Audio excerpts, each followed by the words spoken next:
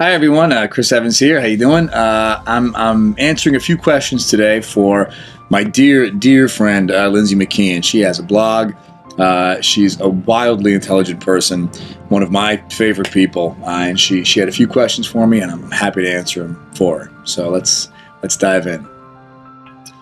What thought process gets you through the ups and downs associated with life? What thought process?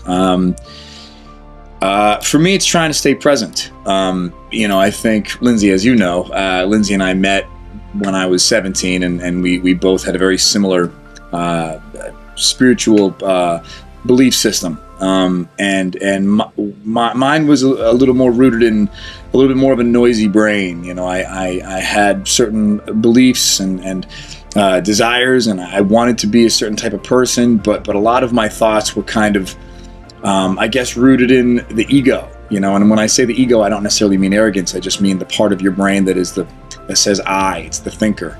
And that part of your brain is very self-serving, and it's very, it lives in a world of comparisons and time, and none of these things are helpful.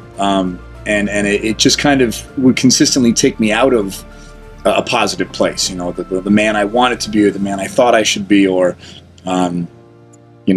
thinking how you should be doing things or what you should be doing, but then not executing those things leaves you in this kind of spiral of disappointment. But again, all that thinking is based on time.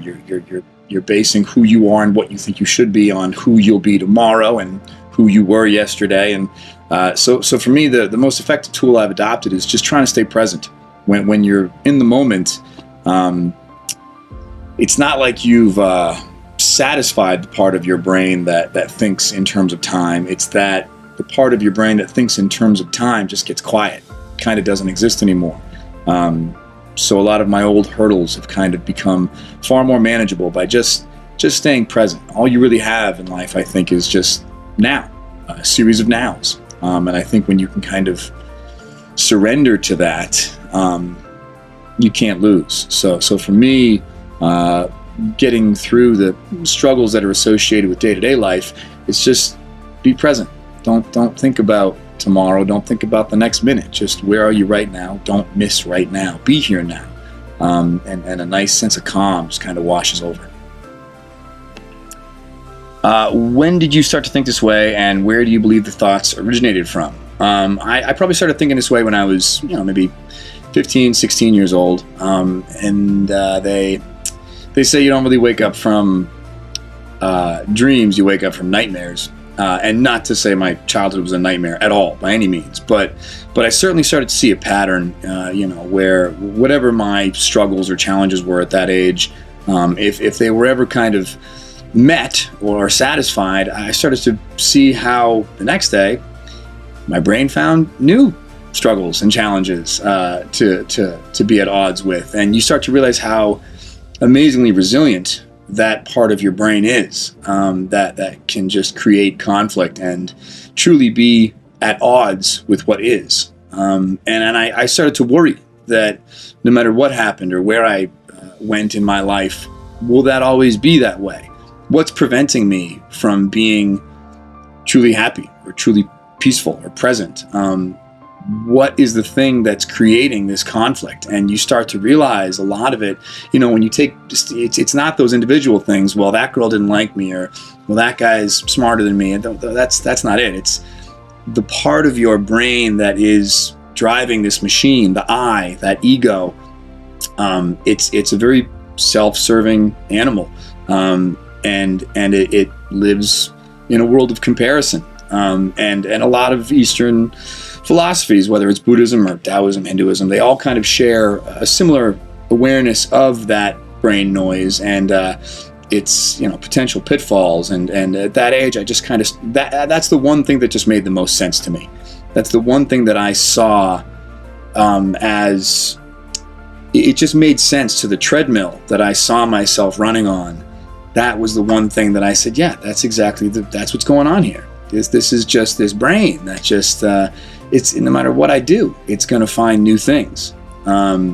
Scared me, and that worried me, and that's what kind of made me want to pursue a little bit more exploration into that way of thinking. What teachings have helped you shape your journey along the way? Well, I'm a big fan of reading, big fan of Eckhart Tolle. That guy is it. The Power of Now is a fantastic book. New Earth's a fantastic book. Stillness Speaks. First book I read that really turned me on to all that was Siddhartha. Siddhartha's a phenomenal book about a guy who was a Brahmin, educated man, but still felt that something was missing. Goes to the woods, even meets Buddha, decides he can't even follow Buddha. He still just kind of feels that any type of education given to him by someone else is still just going to be filtered through that kind of egoic eye. And his goal is really to try and strip away. He ends up going down a very different path, but comes out on the other side a changed man. But so those books all had a lot of impact on me. But again, I'll say anything by Eckhart Tolle. To me, that's kind of like, it's like my Bible. Any day I'm having a rough time or I can't seem to change the channel, I can pick up any one of his books and just read any chapter, and it just resonates. And it's a nice feeling to know that you're not the only one thinking this way or going through these struggles or hurdles, and it just kind of exercises that muscle and works out that part of the brain really well. What do you do or practice in order to continue your growth? It's a good question. I think the key word there is practice. I try to look at it as practice. My biggest struggle in my early 20s was believing I understood a concept or a certain philosophy that I subscribed to, but then consistently not living that way and not executing those beliefs, and struggling and being depressed or disappointed in life. And I knew better, but I wasn't living that way, and that's really frustrating. And the problem is that's all just ego. That's ego sneaking in the back door. That's you, kind of the part of your brain that thinks about the story of Chris, wants to see that story in a certain light, but that's just ego. That's not real either. So for me, it's a matter of being perfectly okay, exactly where I am, and practicing. It's like if I was going to try and pick up a sport, I'm not going to be amazing tomorrow. Today, I just have to dribble. Just got to dribble the ball. And if the ball gets away from me today, it's okay. Get it back and just dribble again. Even if it takes all of my focus and energy just to dribble this ball, maybe tomorrow it won't. And it won't be as, consuming. But it's okay to be where I am. I don't have to wake up tomorrow and be a pro. And I think that mentality has gone a long way for me in terms of just surrendering to the moment, surrendering to where I am, and surrendering even to my failures. Your failures are okay too. I used to really be very hard on myself if I thought I wasn't accomplishing something or reaching a certain level. But be with your failures. They're just as educational and just as opening to the process as the successes. And eventually, I would hope, the notion of success and failure will begin to dilute as well. So yeah, just practice.